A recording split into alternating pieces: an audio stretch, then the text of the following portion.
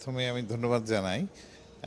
আপনি যে প্রশ্নটা করেছেন, অ্যাকচুয়ালি আমরা কিন্তু খুব সতর্কতার সাথে, কারণ এই সকল সাইক্লোন হ্যান্ডেল করতে হলে আমরা খুবই সতর্কতার সাথে করি, খুবই দায়িত্বশীল বিষয়টা দায়িত্বশীল ইয়ে থেকে করি, যে যাতে মানুষের মধ্যে কোনো ভুল বোঝাবুঝি না হয়। এবং এই ধরনের ট্রপিক্যাল সাইক্লোন কিন্তু খুব দ্রুত তার ট্র্যাক চেঞ্জ করে। এখন পর্যন্ত যেহেতু এটা ডিপ্রেশন বা ডিপ ডিপ্রেশন তৈরি হয়নি, কাজেই এটার আনসার্টেনিটি অনেক বেশি। তবে এখন পর্যন্ত যে সকল গাণিতিক মডেল এবং আমাদের মেট্রোলজিস্টদের যে আমাদের প্রেডিকশন, এবং সেখান থেকে আমরা যেটা বুঝতে পারছি যে এটা কিন্তু বাংলাদেশে আসার সমূহ সম্ভাবনা আছে। এবং যদি বাংলাদেশে নাও আসে, এটা ভারত উপকূল যদি অতিক্রম করে, সেই ক্ষেত্রেও কিন্তু বাংলাদেশের উপর তার প্রভাব পড়বে। আর একটা বিষয় একটু গুরুত্বপূর্ণ, যে এটা কিন্তু একেবারে মনসুন সেট হওয়ার আগ মুহূর্তে এই সাইক্লোনটা আসছে। এবং এই ধরনের সাইক্লোন যখন আসে, তখন এর সাথে কিন্তু প্রচুর বৃষ্টিপাত নিয়ে আসে। কাজে আমাদের ওই বিষয়গুলো খেয়াল রাখতে হবে। আমাদের ফিল্ড লেভেলে যে সকল অ্যাকশন নেওয়া দরকার, তাদের মনে রাখতে হবে যে এই সাইক্লোনের বাতাস যদি একটু কমও থাকে, কিন্তু সেই ক্ষেত্রে কিন্তু বৃষ্টিপাত প্রচুর হওয়ার সম্ভাবনা আছে।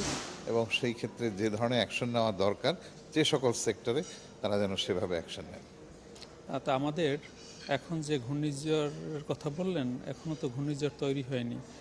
গতকাল থেকে আজকের দুপুর 2টার দিকে এই যে বিদ্যমান লঘুচাপটি সুস্পষ্ট লঘুচাপে পরিণত হয়েছে এবং এটি ক্রমান্বয়ে একটু শক্তিমাত্রা অর্জন করছে।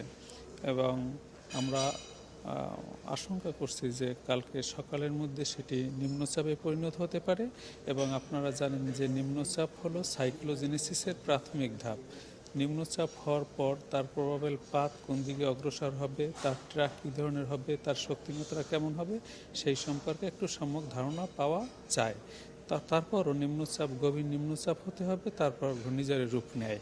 এখন পর্যন্ত যে কন্ডিশন, আমাদের গাণিতিক মডেলের পূর্বাভাস এবং অন্যান্য যে ব্যবস্থা আমাদের আছে, তাতে প্রতীয়মান হয় যে এটি শক্তিমাত্রা অর্জন করতে পারে।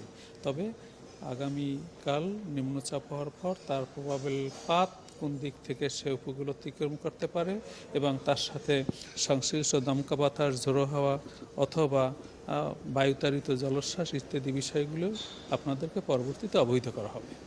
দেখুন, আপনাকে আগেই আমরা বলেছি যে বে অফ বেঙ্গলে যখন এরকম একটি সিস্টেম তৈরি হয়, সেই সিস্টেমের শক্তিমাত্রা এবং তার নামকরণ কি হবে, আমরা একটা দায়িত্বশীল অর্গান হিসেবে একদম শতভাগ নিশ্চিত না হয়ে সেই সম্পর্কে আমরা বলতে এখন অনিচ্ছা প্রকাশ করছি। তবে আমরা এতটুকু বলি যে যে সিস্টেমটি আছে, সেই সিস্টেমটি ক্রমান্বয়ে শক্তিমাত্রা অর্জন করছে। এবং আপনারা জানেন বে অফ বেঙ্গলে যখন এই সিস্টেম থাকে, তখন তার ক্ষণে ক্ষণে দিক পরিবর্তন করে, তার শক্তিমাত্রা পরিবর্তন করে, কখনো লো শক্তিমাত্রা লোপ করে, কখনো তার প্রবাবল ট্রাক বিচ্যুত হয়ে বিভিন্ন দিকে যায়। এখন পর্যন্ত গাণিতিক মডেল তার পূর্বাভাস অনুযায়ী সে পশ্চিমবঙ্গ হতে চট্টগ্রাম কোস্ট বরাবর যে কোনো দিকে বিভিন্ন মডেল শো করছে। যেহেতু এখনও নির্ধারিত হয়নি তার কেন্দ্র, নিম্নচাপ হলে আমরা সম্যক ধারণা পাব এবং আপনাদেরকে সুচারুভাবে তা ব্যাখ্যা করব।